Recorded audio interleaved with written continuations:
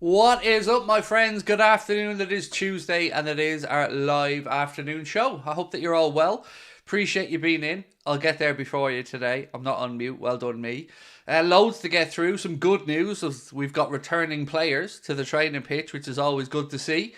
Mohamed Salah, Alisson, Joe Gomez, Stefan Bajcetic and Conor Bradley all arrived at Kirby today, which is fantastic news. We could certainly do with as many of those gentlemen back as possible. And yeah, lots of bits and pieces to go through. We'll be talking, of course, about the managerial search. We'll be looking at players we've been linked with. And, of course, asking the old question, is Xabi Alonso going to be our next manager? Because I feel like that's what we're going to be asking for the next foreseeable future. So, how are we all? Hope you're all in who hired Crouchy to dance on screen? Oh, we're big time here, Carl. Do you know what I mean? Bit of Peter Crouch just dancing for the warm-up. You know, we do our best to keep you entertained. And Crouchy's a good sport. I know he looks an awful lot like a dancing alien, but still, you know, he plays the part well. Did they train? Some, yes. Mohamed Salah certainly did, mate, so that's very good news. It looks like Mo will be available for the game against Brentford at the weekend, which is fantastic. George Edwards, first super chat of the day. How are we, mate? And thank you to you. Said, hello, Craig. How are you? Bajcetic back. Yes, he was at Kirby today, which is good news. How soon he'll be back to the matchday squad? Look, I don't know the answer to that just yet. Who's this one? Mythical Returns. Thank you, my friend, for joining Anfield Agenda Ultras. Really do appreciate your support, mate. Thank you. It's great to have you with us. I look forward to seeing you in the Discord group. So we also have the official appointments for the game against Brentford at the weekend. We'll go through that in a moment as well. Bajcetic is now 6'3". I know, he's a big dude. Keep forgetting about how big Stefan is, but yeah, I think it takes everyone by surprise when they see him that he's 6 foot plus. You know, especially there was a picture of him beside, I think it was Alexis McAllister, if my memory's right, and you just realised quite what a big fella Stefan is. I guess that's a nice, pleasant surprise, though, to have him back. So, look, as I said, we'll go through the match officials here for the game against Brentford coming up at the weekend. Michael Oliver will be the referee, so he'll be the man in the middle. Stuart Burt and Dan Cook are his assistant referees. Graham Scott is the fourth official. And David Coote, unfortunately, is on VAR. And Tim Wood is the assistant VAR for the game against Brentford. So, just to confirm, Michael Oliver referee and David Coote is going to be the VAR official. So that's where we're at with regards to the officials for the Brentford game. The latest league title odds are in as well. Still, bookies have Manchester City as favourites at 8-15. Liverpool almost 3-1 at this point, going out to 11-4. Arsenal coming in a little bit from 8-1s to 5-1. And then Spurs, United, Villa all on really long odds. So I don't think we need to concern ourselves with them. Anfield Talk confirmed earlier on as well. Conor Bradley back at the AXA training facility today, which is great news. Q on VAR. I know. It's another one. Another week, another appointment of VAR that makes us all kind of question it. But look, we have to just get on with it. So Q is on VAR, yes, Revenite. Unfortunately, my man. What is this one? We'll be talking about Jamie Carragher's thoughts on Xabi Alonso actually as well, and why he is the best fit to be the next Liverpool manager. Lloyd Kelly will talk about a little bit. Daniel Malin. Liverpool are reportedly readying an offer for Borussia Dortmund forward Daniel Marlin. This comes from Spain, so I take it with a massive pinch of salt. A massive pinch of salt. The article says the Dutchman has scored 10 goals and registered 3 more assists in all competitions this season.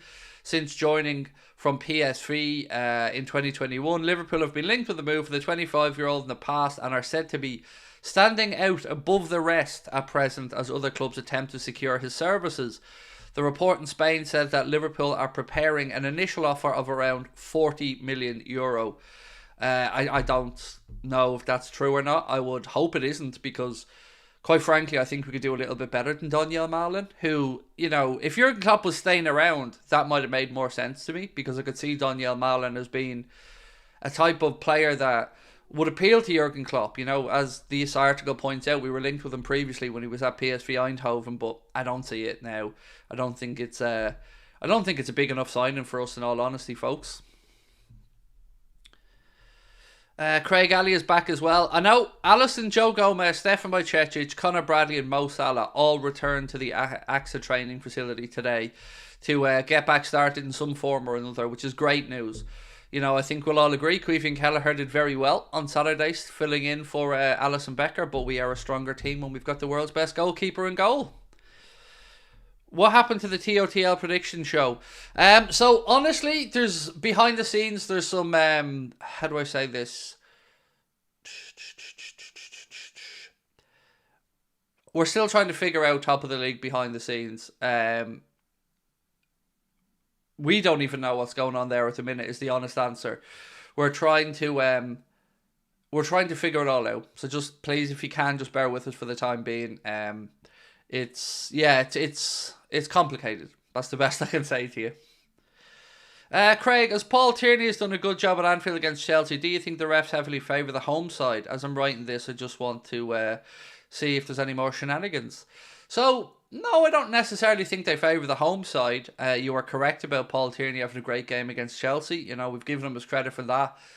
I don't know, all I can think of, mate, is, maybe with Klopp going now, they feel like, well, this battle or this ongoing butting of heads with Jurgen is coming to an end, and maybe they're chilling out a bit. I don't know. The referees would tell you that they haven't changed anything, but I certainly noticed a difference in the way Mr. Tierney officiated the game against Chelsea versus the way he officiated previous games, and I'm sure you probably did as well.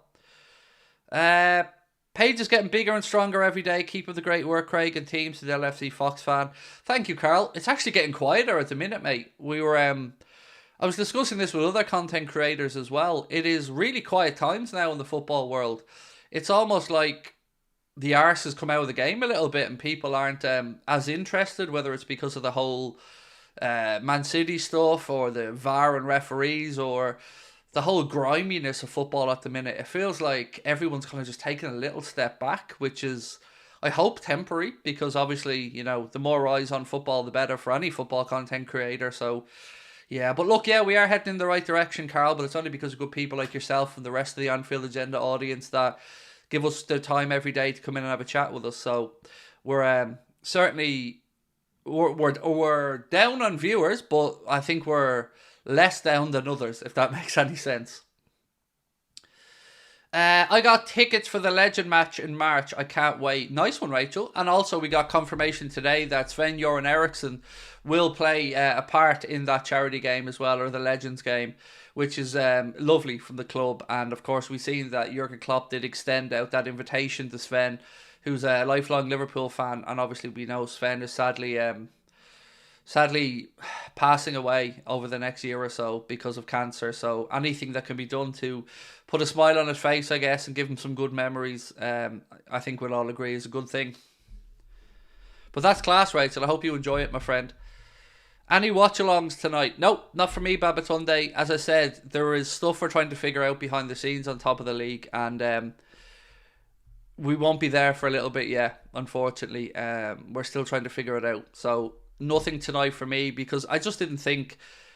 One, I'll be honest with you, Babatunde, I didn't want to do the Manchester City game. I just can't be arsed watching them. And secondly, I just don't feel the fixtures are great this week in the Champions League, which is a weird thing to say. But yeah, so unfortunately no watch along tonight, but we will be back on here at 8:30. Craig, do you know if Trent is injured?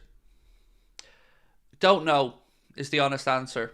I'm sure he's still training, but whether he still feels what he felt against Burnley, we'll have to wait and see. But I think the bigger question is, if he is fit, does he play?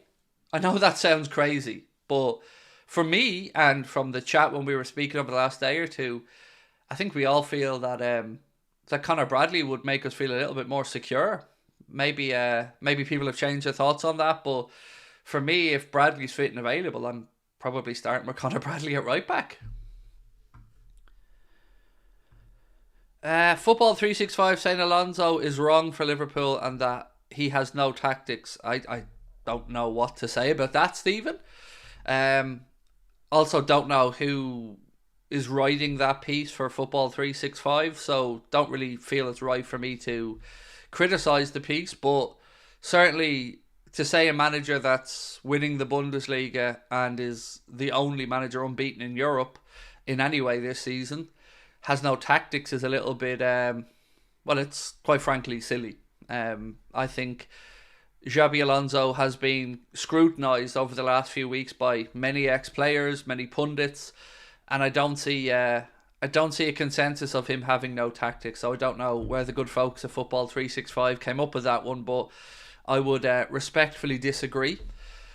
Jamie Carragher, speaking about the remarkable job at the Bay Arena that has been done by Xabi Alonso, said, "We're going to look at it because I think there's a great chance he'll become the next Liverpool manager. He seems the standout favourite. When you think of all the great managers at the start, a lot of them do something pretty remarkable at maybe a lower level." Jamie Carragher said on Monday Night Football. You think of what Jose Mourinho did at Porto, winning a Champions League. You think of Jurgen Klopp, 2 titles with Borussia Dortmund, and now you think of Xabi Alonso. And if he actually achieves that, what it looks like and what they're favourites now to achieve, to win a Bundesliga, and the result that they had at the weekend against Bayern Munich, which was really impressive for anybody who watched the game. They tore Bayern to shreds, and the result didn't flatter them at all. How does he go about it, and how would it be different to Jurgen Klopp and his Liverpool team is kind of what Kara's getting at. And I think there's been a lot of good pieces done about this. I know James Alcott's done a few bits about it. I know there are other tactical channels that have done a few bits about Xabi Alonso's system. I'm starting to read up and watch as much of it as I can. Sorry, what's this he sent to me? Cool. So, for me, and I guess I can speak for all of us, at least I hope I can. Is there anybody out there who still doubts Alonso, or and again, this is me having a dig at you, please don't feel that way, I'm just asking sincerely, is there anybody who feels like Alonso isn't the right choice at this minute, and that perhaps there's a better place manager out there in world football you'd like to see come in? Because I'm aware a lot of the conversation that we've had on here over the last couple of weeks has been very Xabi centric. So I guess open up the floor to anybody who maybe has other suggestions. I mean, we talked a little bit yesterday about Roberto De Zerbi and the brand of football that he plays, and would it be feasible for him to come in and take over at Liverpool? And I think the consensus was yes, but for me anyway, it's definitely a little bit concerning about his ability to attract the bigger players. Will Bajcetic be in the matchday squad versus Brentford?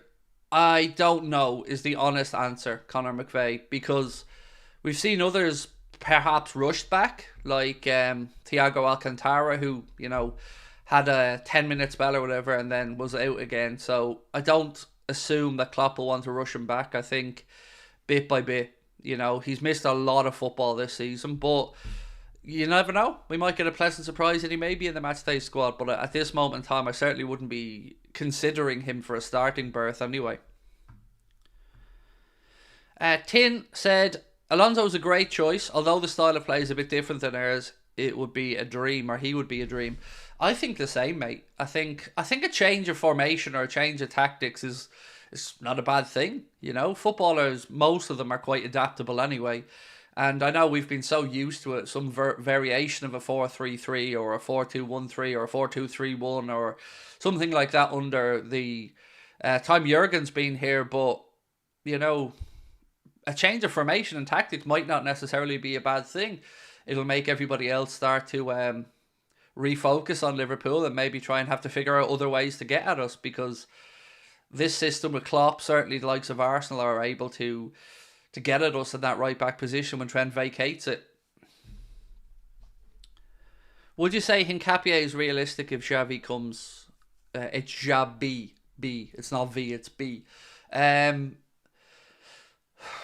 know. Honestly, I don't know. It's hard to say. Look, he should be realistic regardless, because let's be honest, like, he's a decent centre back for a reasonable enough fee. So yes, he should be within our budget anyway. But I guess it'll be up to whether Alonso, if he comes in, wants to go back and try and shop at his former club, or maybe he has eyes elsewhere. I don't know. I personally think Inacio would be a better fit than Hincapié, but that's just my own personal preference. Imagine Alonso says he wants to stay at Bayer Leverkusen for another year, join Liverpool after all as well. Do you think Klopp could be convinced to stay one more year? No, I don't. Unfortunately, Mohamed, I wish he would, mate, but no. And also, I know that the Bayer Leverkusen side certainly feel confident they'll be able to keep Alonso. Um, Obviously, we have to believe differently if we want him as our manager, but I don't think. I think it's now or never. Well, maybe not never, but now or not for the foreseeable. For regards to Xabi Alonso, the job is going to be vacated in the summer, so we need a manager in this summer. And if Alonso wants to stay on at Leverkusen for another year, that's absolutely his prerogative. But the Liverpool job won't be available after that. We'll have had somebody in place at that point, and we'd have a full season under our belt. So, yeah, we'll wait and see. It is unfortunately a waiting game at the moment. I hope stuff is happening behind the scenes. I hope the approach is made. I hope that there's stuff happening that we don't know about. But ultimately, we do have to be respectful. He is a manager in a job, and let's leave FSG to go about the process of finding the right candidate. And we certainly believe it's Xabi Alonso. I think former players think similarly, the media think similarly, but ultimately it's up to the owners of the football club and obviously their counterparts at Bayer Leverkusen to figure it out. Stefan has the same problem Stevie G had when he was young. Yep, I don't want to call them growing pains, Ronald, but you were absolutely correct, sir. There was a period for Stevie G where he went through this stop-start to his career and he came through it just fine. So fingers crossed Mr. Bajcetic can do similarly. Are you worried that Alonso might stay on? I mean, it's a concern. It's certainly a concern, Callum. Am I worried about it? Well, look, I'm arrogant. So I believe the Liverpool job should be attractive to anybody, and that includes Mr. Xabi Alonso. I understand, yes, that he has a good job there in Leverkusen, but ultimately this is a step up. This is one of the dream clubs for him. And whether you listen to Bastian Schweinsteiger or other players who played with Xabi, yes, there will be an allure of Liverpool. Does he feel it's the right time for a move? I hope so. Understand that ideally, yes, he'd probably have had another year at Leverkusen, and maybe he was looking, maybe initially that like 2026 when Jurgen was supposed to be out of contract, probably would have become more preferential to him. But unfortunately, Jurgen made his announcement and we need a manager. So I hope the club can convince Alonso to take the role. I feel like they will, but I don't want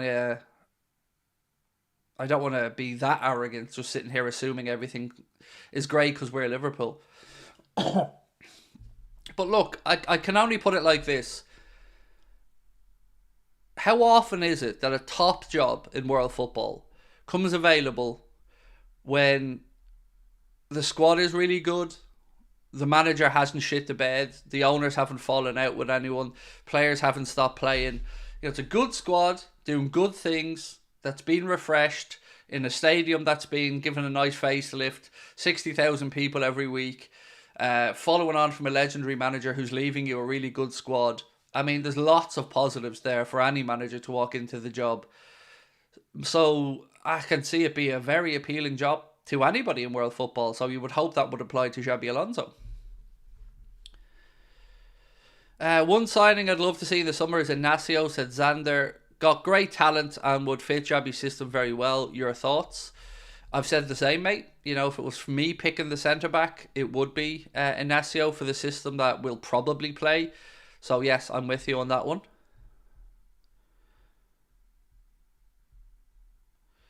Right, a couple of different pieces here. So Ben Jacobs, Forgive Me Sport, have said Liverpool are admirers of Newcastle's Dan Ashworth as they look for a new sporting director this summer. So that would be Dan Ashworth's name that's been mentioned, the guy from Bournemouth, and of course, is it Stindl? Is that the guy's name? Or Steindl from West Ham? Another thing that's been reported by Mirror Football is that Liverpool had scouts on Saturday watching Bayer Leverkusen beat Bayern Munich. Liverpool were watching Leverkusen duo Piero Hincapié and Florian Wirtz, and that's from the Mirror. So I certainly hope that's the case, because they're two players that I know you guys would be delighted to hear Liverpool are keeping an eye on. So yeah, let's wait and see. Of those two, I think, Florian Wirtz would be the dream, wouldn't it? For me, anyway. So that would be great. But yeah, look, I take everything with a pinch of salt at the minute until we know exactly who's going to be the manager and who's going to be the sporting director. I prefer Schlotterbeck over Inacio and Faraz Khan. Yeah, I mean, look, we all have our own preferences, bud. Yeah, let's wait and see. Your preference, my preference, other people's preferences. I guess they're not as important as the next manager's preference. Craig, the same mind that said yes, said no if FSG do the right thing. They can talk with Klopp and convince him to stay for next season. Look, Klopp's been very adamant that he will not be changing his mind. Even when he was told that Alex Ferguson had changed his mind previously twice, he seemed quite surprised by that, and I don't get any indication that there's any possibility for him to change his mind. Especially at this point when the club are proactively looking to bring in a replacement and obviously a sporting director. I'm not going to encourage anybody to dream about Klopp changing his mind, because I really don't feel like he will. DJ Brains, thank you, mate, for your super chat. You're very kind. Said Gomez left back is needed. It allows us to switch to a back three when Trent inverts or Bradley goes high up the pitch. Szoboszlai, McAllister and Jones is our best midfield also. So how do I answer this? I sort of disagree. I think Robertson is better. I think always having a naturally left-footed, left-sided defender for me is just better, but that's my personal preference. Joe did a great job. And with regards to Trent and Bradley, I just feel Bradley gives us a better balance because he isn't found wanting to get back and cover in right back, which I feel Trent does. How many times have we seen Trent perhaps jogging back when that space is being covered by Ibrahima Konate? So I feel we're better balanced with Bradley in the team. And if Jurgen really wants Trent to be a midfielder, then just put the kid in midfield and let's see how he gets on. But like I've always said, I think that'll change. That'll have to be a slight change of system because he's not a natural number 6. I don't think he'll ever be a number 6. So he needs to be in a double pivot for me if he's going to play in midfield. So I don't know what to expect, mate. I don't, but I disagree with some of what you've said, but I totally understand where you're coming from. Robbo's still gaining fitness. He said he's back to full fitness. That's his words. He has had enough time back now that he should be close enough to full fitness, but he played the last game. I fully expect him to play this game as well. So for me, Robbo's now back as our left back. But that being said, Joe Gomez deserves all the credit he gets. He was phenomenal, filling in this season and has been phenomenal. And I don't think we're in the position we are in the league table if we hadn't got that versatility of Joe Gomez this season. Right, my friends, we're very close to 241k. We're like 20 away. So if you haven't hit the subscribe button, please do. It would make a world of difference to us. Don't forget to drop a like on the stream as well. And these quieter days, every single like really does help push the stream out there. So we appreciate your support. Just going to leave this up there on the screen as well. Just a little reminder. March 22nd, Boston. Can't we play Trent where Szoboszlai would play when fit? That would probably be the natural place to put him in, like exactly as you've said, the right side of midfield. But I don't see Trent having the work rate that a Szoboszlai puts in. Dominic Szoboszlai and Curtis Jones get through a lot of work when they're in those advanced midfield positions. Can we see Trent doing that pressing? Don't know, is the honest answer.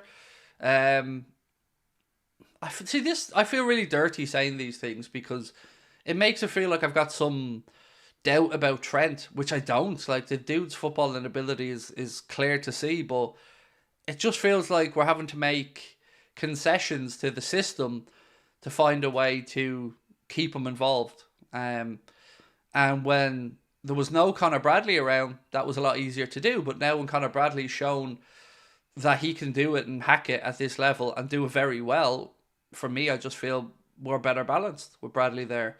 But that's my own personal preference.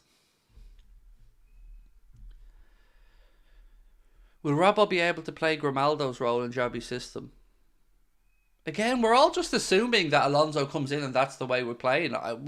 We could well do, but we're all getting a little bit ahead of ourselves. Can Robbo play that system? Yes. Could he do it as well as Grimaldo? Probably not. But then again, there are probably only 2 or 3 left-sided full-backs, wing-backs who can get through that amount of work and have the impact of scoring and assisting. We know Robbo can put up the assist numbers, but, you know, can he add the Grimaldo levels of goals? Probably not. But I would say he's close to being able to do it. If I could bring one person from Leverkusen to Liverpool, it probably would be Grimaldo. I think Alex Grimaldo's tremendous. And there was a really good piece I was reading on The Athletic yesterday about Xabi Alonso's style and what exactly Grimaldo does in and out of possession.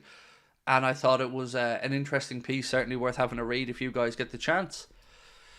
For me, I love Grimaldo. You know, his numbers this season are incredible. He's probably the best left-sided fullback in Europe this season. So yeah, I'd love Grimaldo. But I wouldn't be getting rid of Robbo. I'd be getting rid of Costas to try and bring him in, if that makes any sense.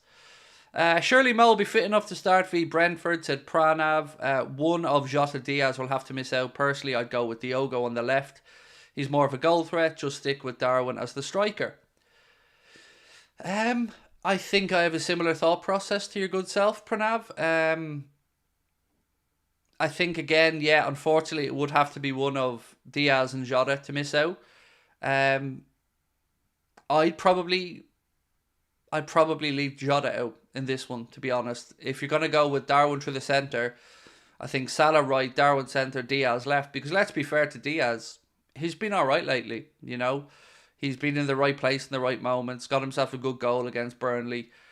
So for me, leave him on his left, Darwin through the centre, and Mohamed Salah on the right, and see where we go from there. Do you think we need any signings in the summer? If all the players are fit under Xabi, who do we need to sell? We need another centre-back minimum.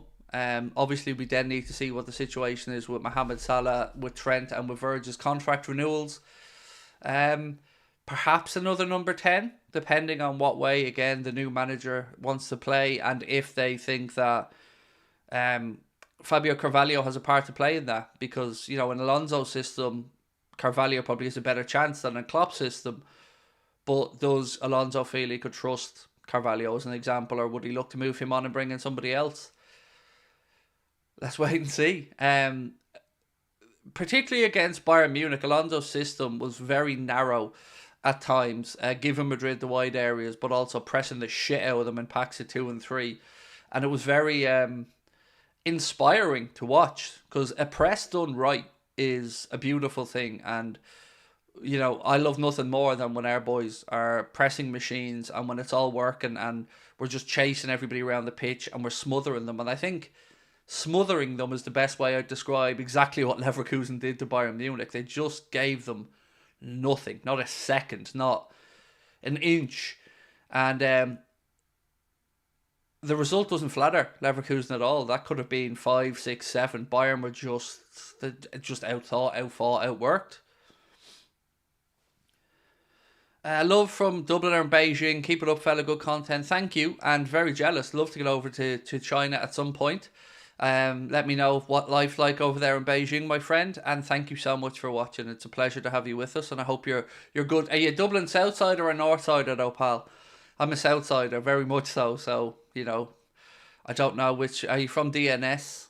The North Sides? Sorry, that's a very Dublin joke. Crown Paints Carlsberger candy is all I want to know, fella. For me, weirdly, I only had this conversation with Ben yesterday. Crown Paints, for me, my favourite ever Liverpool shirt was the candy one that was a Crown Paints that became a candy. But if I could have the Crown Paints version, I'd love the Crown Paints one. So yeah, those two for me would be the ones that always stick to mind. Carlsberg, obviously a bit later to the party, but yeah, candy and Crown Paints are the ones I think of my childhood anyway. Xabi Alonso's a generational manager, do you agree? I think he will be a generational manager. I think to call him that now would be overly optimistic, but I think he has all the tools to become a hugely successful manager, and I can certainly see him managing the biggest clubs in world football. Yes.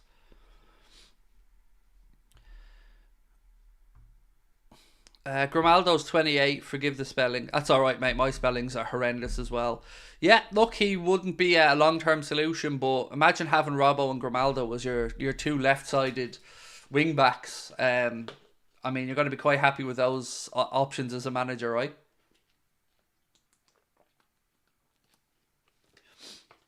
Bradley is back also. I know, which is great. What Conor and his family went through, obviously, is incredibly difficult. You know, anybody who's lost a parent will know exactly what an impact that will have on a young man. But probably good for him to be back in a professional environment, working away with the teammates, being around people that will look out for him. And all I can say is our thoughts are with Conor Bradley and his family. It's incredibly sad what happened to his father, Joe. A centre back and a number 10 in the summer is what the team needs, said DJ Brains. Centre back to number 10. Yeah, don't really have any complaint about what you said there, dude. Look, I just want to know what's going to happen with Mo, lads. That's honestly where I'm at. Weirdly, I'm more relaxed about Trent and Verge than I am about Mo, because I really don't see either of those two gentlemen leaving. Whereas with Mo, I'm not that I think or want him to leave, but I'm unsure about what's going to happen. Particularly because of Jurgen leaving. Would you not start with the three we have been introduced? Salah at half time. He's coming back from injury. No, I think needs must, and ultimately, if he's fit, he's fit. You know, he's not coming. He's not having been out for what was it? 3 weeks, maybe Mo. 3.5 weeks. He's a naturally fit guy. I don't think it's no last minute rush. It's only Tuesday today, and he's back training. So Tuesday, Wednesday, Thursday, Friday. I think there's enough time there to get onto a level of fitness where you could certainly look to get 60, 65 minutes out of him. And yeah, I get where you're coming from. I just like to get back to the strongest 11 when possible. Would you put Salah back into the team? We've just done that. Mo hasn't had many injuries since he came to us. No, the man's a machine. You're right, he hasn't.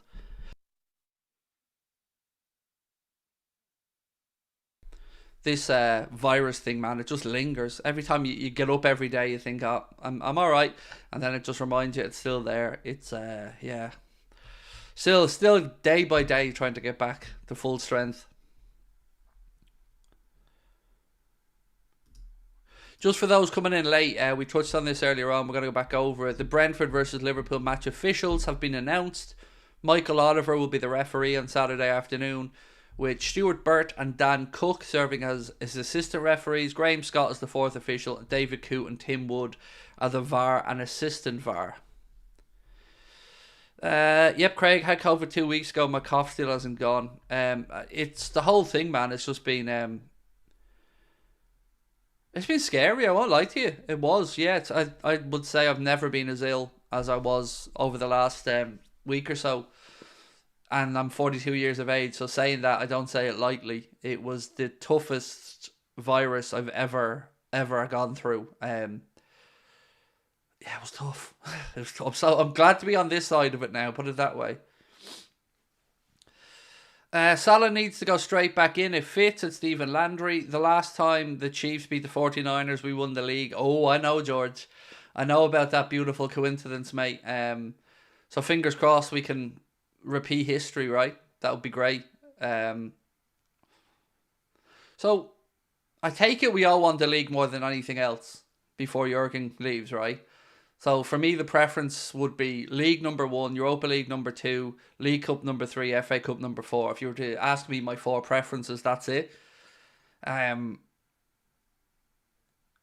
it has to be one of the big 2. It'll feel like an anticlimax if we don't get over the line for either the Europa League or the Premier League. One of those 2 needs to happen this season. I've never had COVID, said Brett Young. Oh, mate, I never said I had COVID. Ben has been the one saying I had COVID. I've never once said I had COVID because I don't know if I had COVID or not. I tested like 4 days into being sick, and the COVID result came up negative.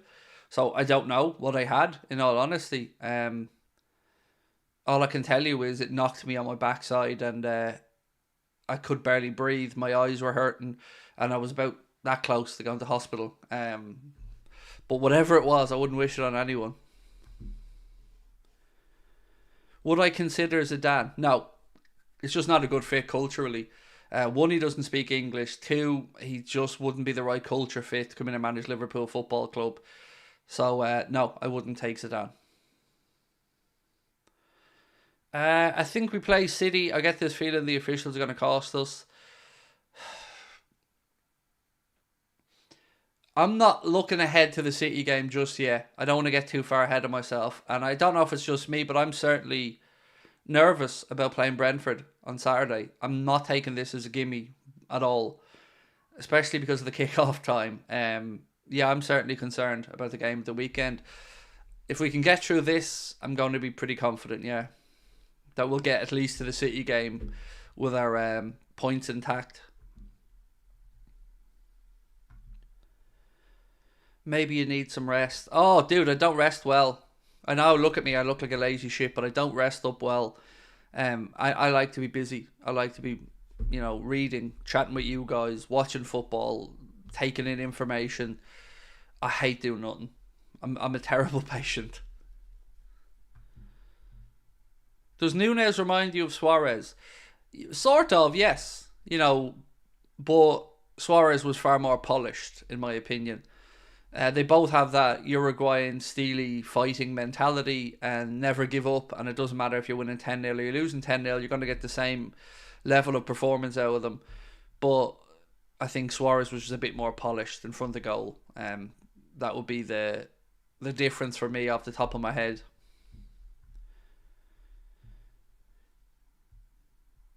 We've bottled it the last two times we played at Brentford. Why do people ever accuse Liverpool or your own club of bottling it? You can lose a game and not bottle it. This modern fascination with saying every loss is bottling it is bullshit. Nobody wins every football game. Nobody has the right to win every football game. And when a team loses, I don't like people throwing the word bottle around, because it, one, undermines the other team and their performance, and two, I just don't get that mindset of losing a game and thinking you're a bottler. Only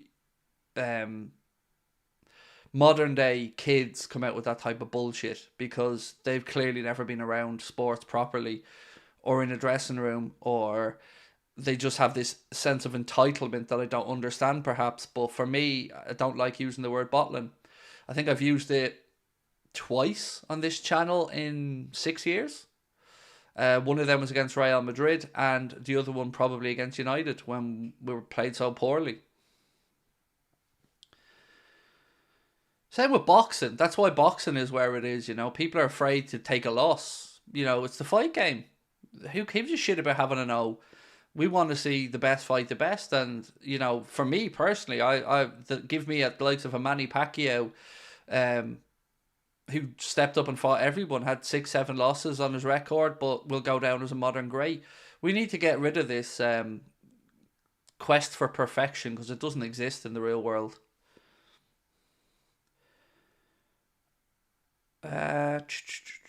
We won't lose again this season, said Press Salah. That would be great. I seen a question actually in our Discord earlier on, which was what points tally do you think wins the league? And I seen people saying 96. I think for me, I think 88 to 90 points wins you the Premier League this year. Looking at how many games we've got left, I'd be surprised if it's certainly over 90. I think there's still points to be dropped this season from everybody, including us. Arsenal obviously still have to go to the Etihad. We have to entertain Manchester City. We've got to go to Old Trafford.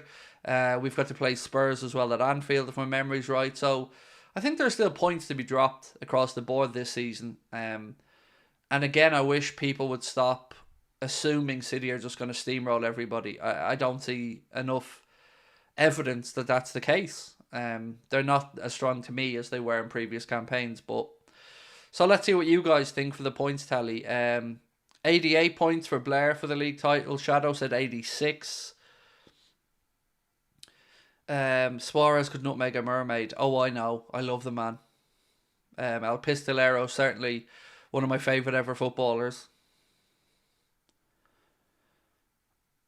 Well said, Craig. A fighter loses, that's it. Terrible for the game. It's awful, isn't it? Because, you know, we as the fight watching public moan that the best don't fight the best.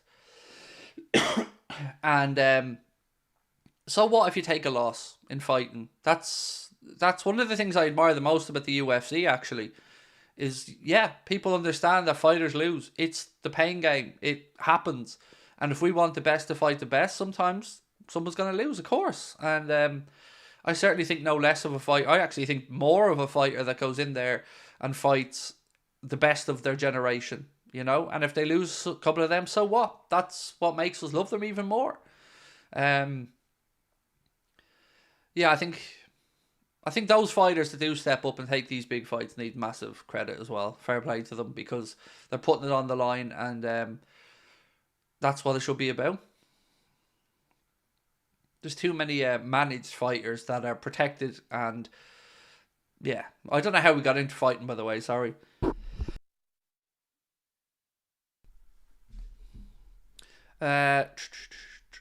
City are getting the floor wiped with them at Anfield, and Szoboszlai is going to be man of the match because he's going to show up 115 charges FC, said Prez Salah.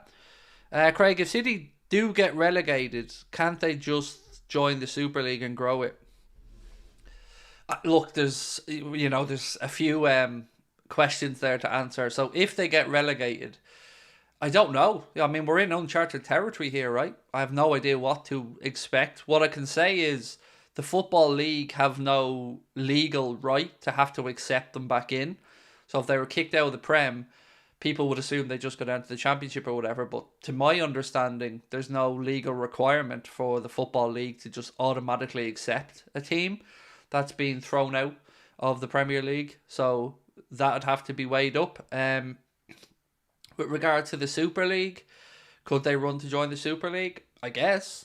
But that would put them in even deeper trouble with English football, because they've signed an agreement not to go to the Super League, same as every other club. So I don't know. It's the whole thing is uncharted territory, so we'll have to wait and see what happens. Calvin said, hope you have a good day. Thank you, sir. Congrats on 240k. Thank you, my friend. I'd like congrats on 241k soon. So if you guys haven't hit the subscribe button, please do. We're closing in on it, and it'd be lovely to do it tonight on the live stream.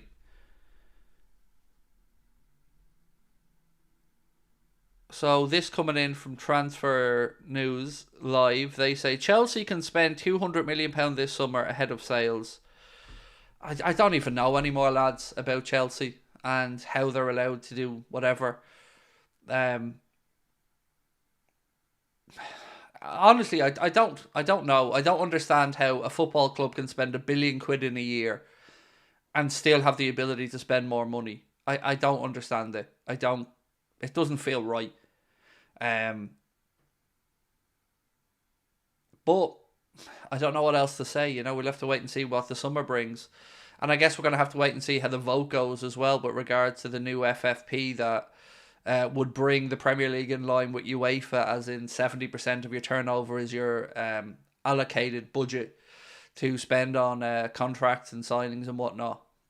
Let's wait and see. I think one thing we can all say confidently is that they won't spend the £200 million well.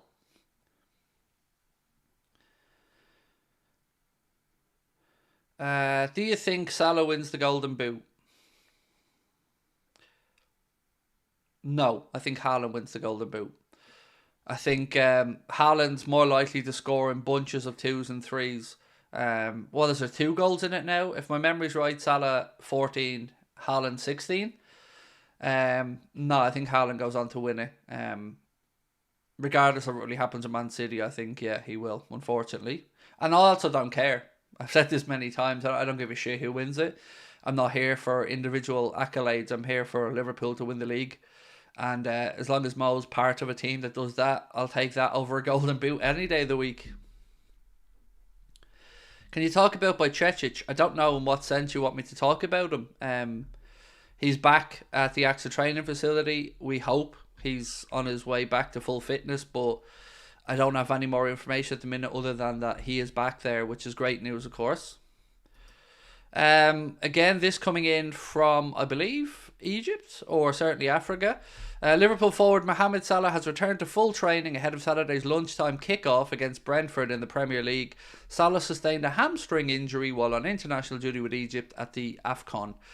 But great news to have him back. Also, as we said today, Alisson, Joe Gomez, Stefan, Conor, Bradley and Mo all back at the AXA training facility.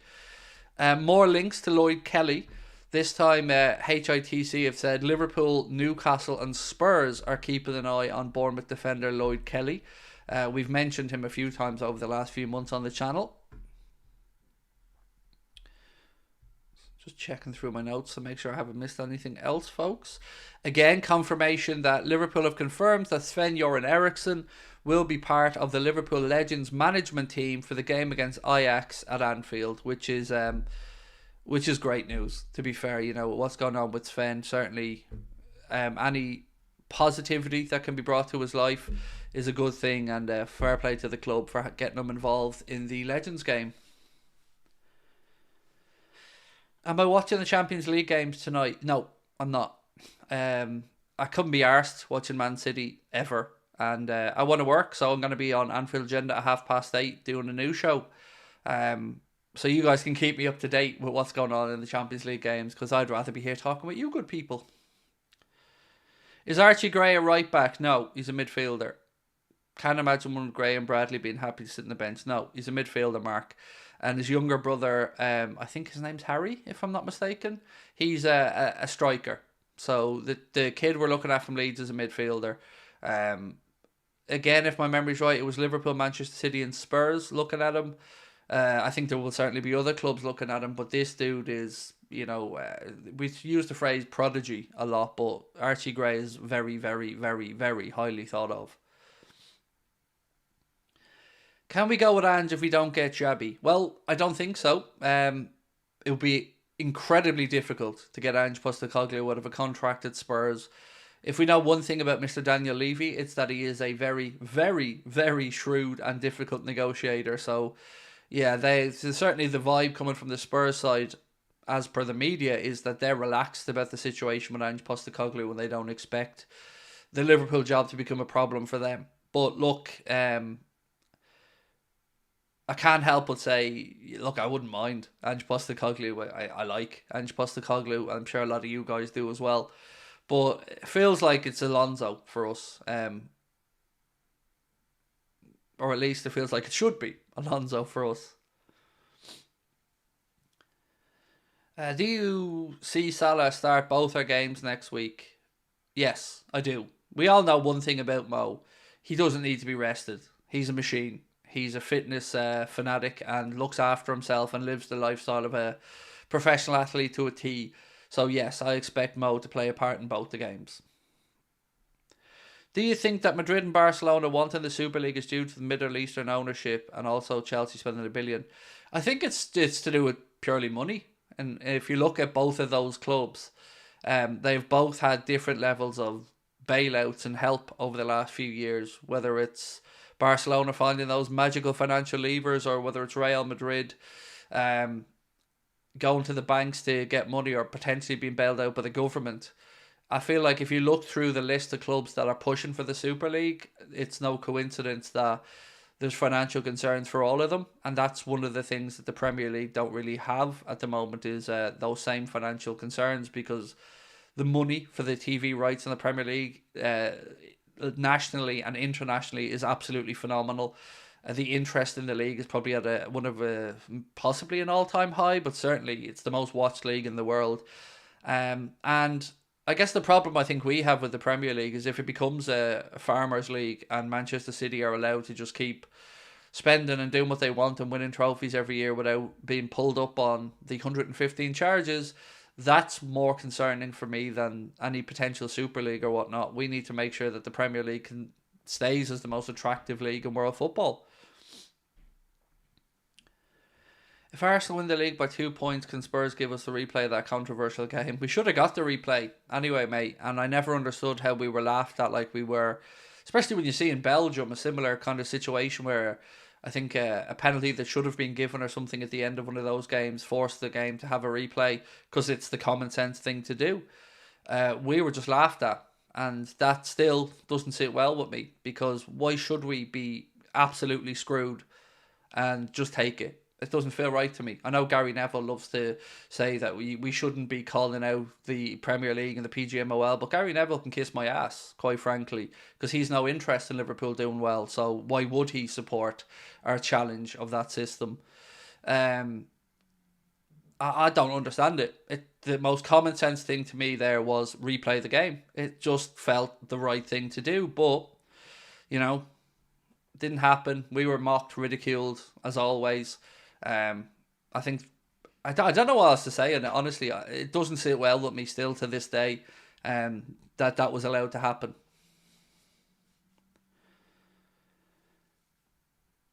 Do you think Gomez and Jones get called up for the Euros?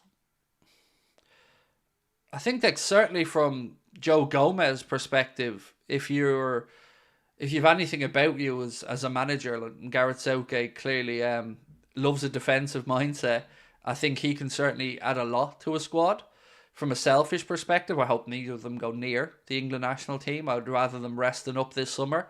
But for those two gents, I'm sure they'd love to be part of a Euro squad. So Gomez can definitely give Southgate options in right across the back line. So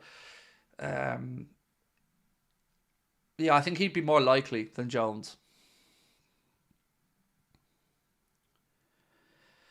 Ange is a hypocrite who bashed us for a loss against them and said mistakes happen, but then cried weeks later. Every football man and manager is a hypocrite, mate. I'm a hypocrite. You're a hypocrite.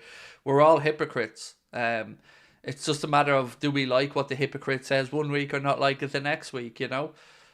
Not saying having a pop at you, but look, we're all hypocrites, you know. I'll call some stuff that our lads do clever, and I'll call other people cheats for it. Same with our manager. I'll call out Mikel Arteta for being an arsehole on the sideline, but I'll applaud Jurgen Klopp and say how genius he is and how much he's defending his team, you know. This is part of football. You just have to go along for the ride and enjoy it. But you are right. Like, all managers are hypocrites, as I keep saying. Like, we should expect nothing less.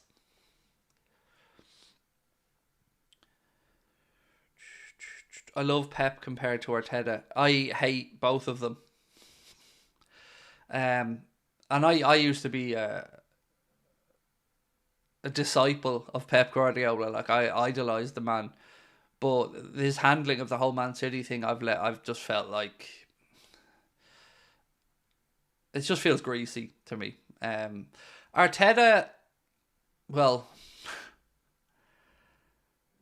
I think of all the managers, I think he's the biggest hypocrite, personally. If I'm being really, really honest with you, I think he gets away with more than most others. I guess Arsenal fans would probably feel like Jurgen gets away with a lot, but look at our match against Arsenal and count how long Arteta was outside his technical area for, and what moments he was outside his technical area for, and I think you'll see somebody having a bigger impact on the game than Jurgen Klopp.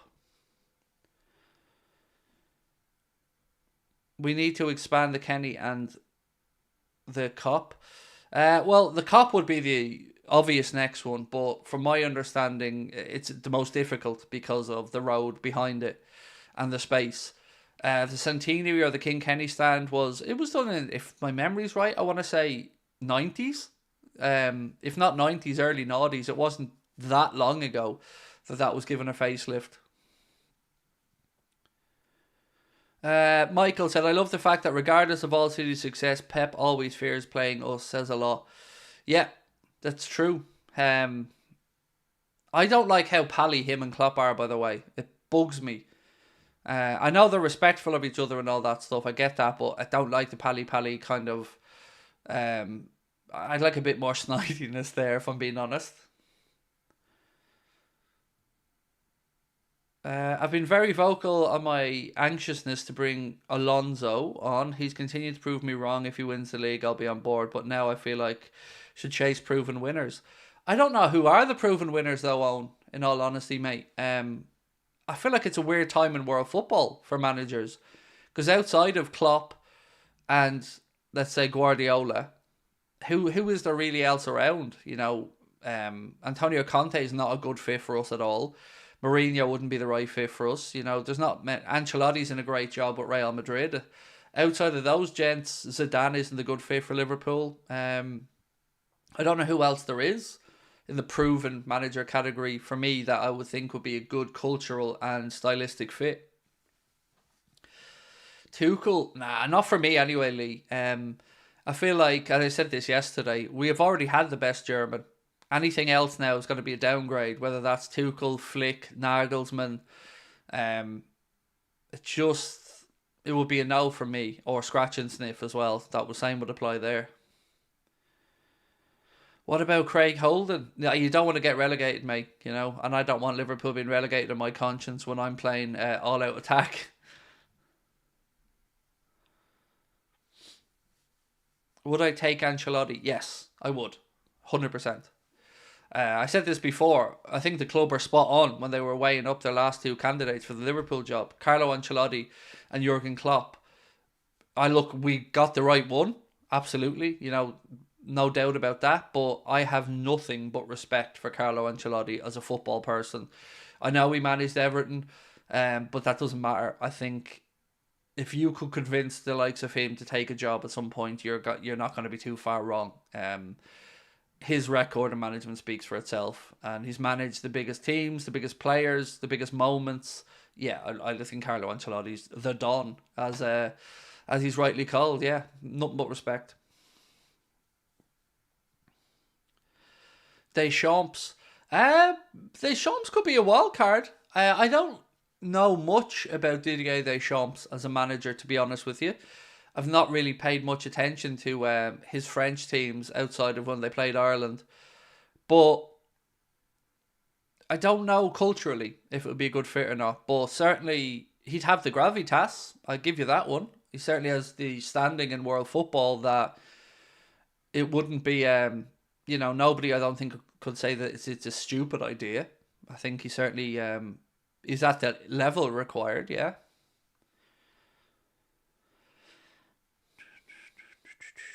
Ancelotti's going to Brazil national team after the 24-25 season. I don't think he is. I think that was kiboshed. He's on a contract till 2026 in Real Madrid. Brazil have already appointed, was it the Santos manager or something like that? But you are right in what you were saying. Himself and Pep were both linked with the Brazil national team job for a good solid year. And I expected Carlo Ancelotti to take it. But I think he's just been energised and enthused by what's going on at Madrid. Getting Bellingham in as well. He's doing a cracking job there, let's be honest. Let's hire Ronaldo Nazario as a finishing coach for Nunes. Why we don't need him? Just bring in Robbie Fowler. Put Fowler in there working with Darwin every week. That's, you don't get better than God. So, yeah, for me, give Robbie Fowler some time on the training pitch with Mr. Darwin Nunes. Would you take Rafa for a year if Alonso wants the job in 25-26? No, and here's why. Because let's say Rafa comes in and does well. Nostalgia is just going to take over everybody. And I don't feel it would work out long term. I certainly don't get the impression that Rafa would be as understanding of FSG as Jurgen has been. So that would be my fear, that we get distracted by the idea or the lore of Rafa coming back. And if it starts well, the questions are, well, do we really need Alonso? So for that reason, I'd say no. Ruben Amorim would be good to have too. Yes, certainly his name is been mentioned quite a bit. There was talk of Barcelona for him as well. I've seen varying numbers that it would cost to get him out of his deal at Sporting, either £17 million or €30 million, which are the two numbers I've seen. But Ruben Amorim would be interesting. He'd probably be my wild card choice. At this point in my head, Alonso, Amorim, De Zerbi would probably be the three in that order. But Alonso is head and shoulders above everybody else in my head anyway. Hey Craig, hope you're both good. Oop, but what happened to links to Barella, Nico Williams and some others? And how did Bajcetic grow that much in a couple of months? Right, so Barella, I don't know what's happening there. We've signed our midfielder, so I don't think we need a Barella. Nico Williams signed a new deal at Athletic Club Bilbao, which it keeps him there, I think, till 2028. And I've always said that I don't think himself or Iñaki will leave Club Bilbao. I think they'll stay there. And what was the other thing you said? How could Bajcetic grow in a couple of months? I don't know, but don't complain about it. It's a good thing. Yeah, he's certainly starting to look like a number 6 now, isn't he? And if he, fills out a little bit as well, works on his core strength, we're going to have ourselves a great player. And thank you for your super chat, mate. It's very kind. I can't go past Nagelsmann, him only being 36. I just don't... I have questions about Nagelsmann's ability, if I'm being honest with you. Too many failures for my liking for such a young manager. And again, I'm just going to come back to the German thing. We've had the best German. I don't want an inferior German. Don't want a Nagelsmann, Tuchel, scratch and sniff, or a flick for me. I just, nah. We've got the best German. You can't teach finishing. Of course you can. 100% you can teach finishing. But I don't know where you got that from. What you can teach is the natural instincts, really, to be in the right place at the right time or to sniff out a chance. But you can 100% focus on finishing, yes. Which pundits don't you like? A lot. Probably too many to say off the top of my head. As a general rule of thumb, anyone that's on TNT Sport is probably low down on my list of pundits. I think Michael Owen, boring. Mac Manaman, boring. Ferdinand can be okay occasionally, but a lot of the time talks some silliness. Love listening to Ali McCoist. Could listen to him talk about football all day. I think Neville and Carragher, when they concentrate just on the football side, brilliant. Great broadcasters, great pundits. I think Roy Keane's one of the worst pundits I've ever seen on television. Am I forgetting anybody? I don't know how anyone listens to TalkSport, lads. I don't. I would. I don't. I think TalkSport is the lowest common denominator. It's aimed to rile people up. I think that they are deceitful to their audience, and I don't like it. I don't like anything about them. Don't like the style of I don't like the style of content that they put out. I don't like the argumentative nature of what they do, and I don't feel that they're sincere. So yeah, a lot of disdain or dislike for me with anything TalkSport. Do you think we missed the opportunity to get Pep Lijnders go as assistant? I think it was up to him. I think he wants to try and take on a job himself as a first team manager. I mean, I'd love Lijnders to stay there if Alonso came in and work alongside Xabi Alonso, but it's up to Pep Lijnders ultimately. If he has goals to be a first team manager himself, then he couldn't have had a better training or better build up to it than working alongside Jurgen Klopp, because Klopp very much trusts Pep Lijnders and lets him run sessions and plan out the training and stuff. So I think I wish Pep Lijnders all the best, whatever he decides to do. Right, I'm going to go and record a news video, but I will see you guys be back at 8:30, hopefully tonight. I hope you guys can come back and join me. Do please hit the subscribe button before you head off if you haven't done so. Appreciate all your input today as always. Thank you guys for giving up some of your afternoon to have a chat with me. I look forward to being back with you at 8:30. So much love to you all, wherever in the world you're watching. Thank you for tuning in. You're great people, and you make my life a lot better. So thank you for that, and I will see you soon. Much love. Bye-bye.